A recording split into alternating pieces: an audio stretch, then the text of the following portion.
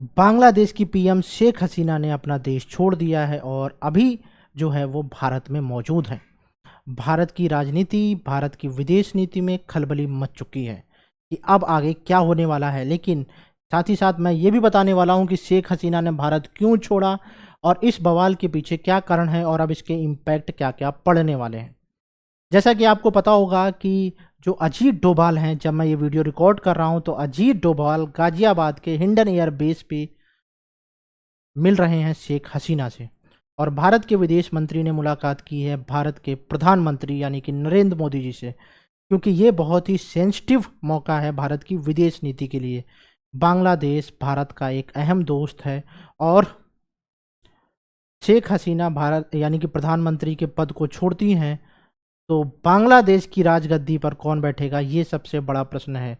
क्या सेना बागडोर संभालेगी या फिर वहाँ पे चुनाव होंगे और कौन सा राजनीतिक दल वहाँ पे अपनी सत्ता को संभालेगा। सबसे पहली बात आप लोग बताइएगा कमेंट सेक्शन में कि क्या शेख हसीना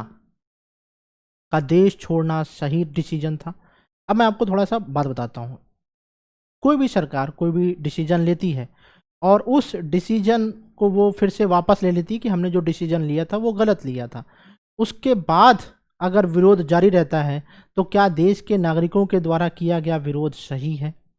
ठीक उसी प्रकार से यहाँ पर भी हुआ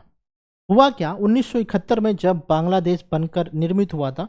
तो कुछ स्वतंत्रता सेनानी भी थे जिन्होंने बांग्लादेश की नींव रखी थी और जो पूर्वी पाकिस्तान और पश्चिमी पाकिस्तान के बीच में जंग छिड़ी जिससे पूर्वी पाकिस्तान से बांग्लादेश बना। इस बांग्लादेश के बनने के बाद बहुत सारे लोगों ने जान भी गंवाई थी और उन्हीं के लिए जो शेख हसीना है इन्होंने कोटा बढ़ाया था। रिजर्वेशन कोटा जो है वो 30% बढ़ा दिया था जो भी स्वतंत्रता सेनानी थे और इसको लेके पूरे देश में काफ़ी विरोध हुआ और उसमें लगभग 300 लोगों की जानें चली गई और इन 300 लोगों की जान जाने के बाद सरकार को मजबूर होना पड़ा कि हम इस 30% के आरक्षण को हटा रहे हैं। आरक्षण तो यानी कि ये जो फैसला लिया गया था आरक्षण बढ़ाने का वो सरकार ने वापस तो ले लिया, लेकिन हिंसा लगातार जारी रही और लोग जो है वो आधिकारिक पीएम आवास के अंदर घुस गए और फिर इमीडिएट शेख हसीना को देश छोड़कर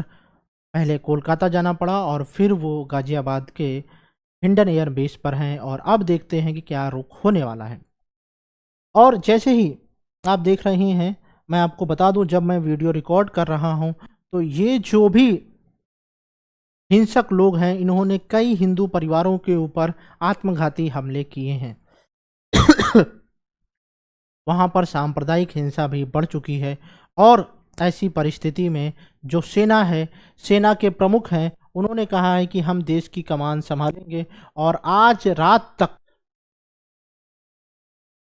कोई ना कोई उपाय कर लिया जाएगा। तो इसी उपाय को ध्यान में रखते हुए जो वकर उच्च जमान जो कि सैन्य प्रमुख हैं उन्होंने कहा है कि हम जो है कोई ना कोई उपाय निकालेंगे और देश की सुरक्षा को संबोधित करेंगे और उन्होंने देश के लोगों से यानी कि जो भी हिंसा करने वाले लोग हैं उनसे कहा है कि आप लोग वापस चले जाइए और हिंसा को मत करिए, नहीं तो फिर देश में सख्त एक्शन लेना पड़ जाएगा और ये एक तरीके से बांग्लादेश में इमरजेंसी जैसी स्थिति हो जाएगी। ये स्थितियां कभी ऐसा ना आती। इनका मानना था कि ये जो 30% रिजर्वेशन है, जो हिंसा यानी कि जो भी विरोध करने वाले लोग हैं उनका ये मानना है कि ये जो विरोध हो रहा है यानी कि ये जो रिजर्वेशन बढ़ाया गया था वो सिर्फ अपने लोगों के लिए बढ़ाया। शेख हसीना ने अपनी लोगों को आरक्षित का लाभ देने के लिए ऐसा रिजर्वेशन बढ़ाया था और इससे फ़ायदा मिलेगा हसीना के समर्थकों को और सरकारी पदों पर और अन्य पदों पर हसीना के लोग बैठेंगे और ये हसीना की डिक्टेटरशिप है और लोग को ऐसा लगा कि शेख हसीना एक डिक्टेटर के रूप में बांग्लादेश को संचालित कर रही हैं और ये हिंसा इसी वजह से लगातार जारी रही और इनको देश छोड़ना पड़ा। अभी तक ऐसा माना जा रहा है कि शेख हसीना जो है वो यूके के असाइलम के लिए इन्होंने अप्लाई किया है और वो जो है यूके में जाके यानी कि लंदन में जाके बसेंगी। अभी देखते हैं क्या क्या रुख आता है, क्या रुख लेता है ये मोड़। इससे रिलेटेड मैं संपूर्ण जानकारी इस चैनल पर देता रहूँगा, और सारे पीडीएफ्स जो भी मैं दे रहा हूँ, चाहे वो डेली करंट अफेयर्स यानी एके शो के बारे में, आप सारे पीडीएफ्स वहाँ पर डाउनलोड कर सकते हैं।